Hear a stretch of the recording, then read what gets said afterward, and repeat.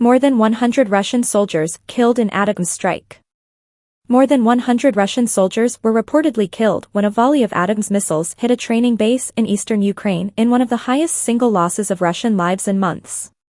Drone footage shared on social media appeared to show at least 4 of the short-range ballistic missiles, armed with cluster warheads, smashed the gathering of Russian troops in as little as 95 seconds.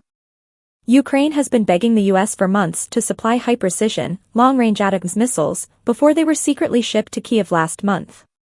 Western analysts said the attack occurred on a Russian training center between the towns of Kubin and Mozhnyo-Kivka, about 50 miles behind the front lines in the Donbas region of Luhansk.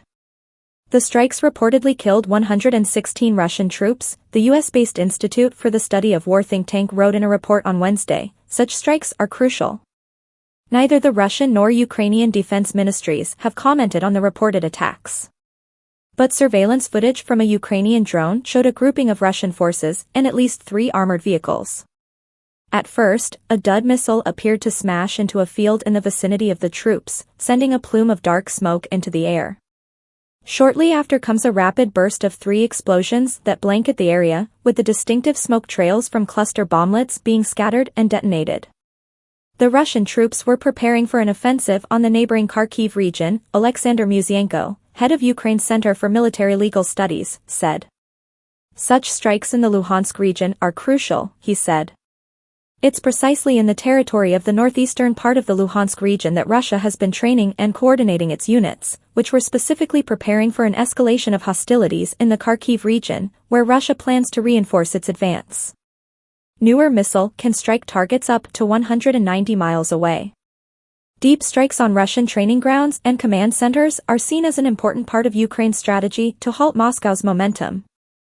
Such attacks make it harder for Russian forces to prepare for offensives and for commanders to hand down orders, analysts say. The goal is to slow down the enemy's offensive actions, Mr. Musienko said. Not allowing them to deploy into combat formations. While we await more advanced weaponry, it's crucial to use what we have, namely ATACMS, to strike the enemy in their rear and prevent them from advancing to the front line. Ukraine received a small number of the cluster warhead ATACMS missiles from the US last October. The older model has a range between 25 and 100 miles compared to the new versions, which can strike targets up to 190 miles away, that were donated as part of Washington's most recent military aid package.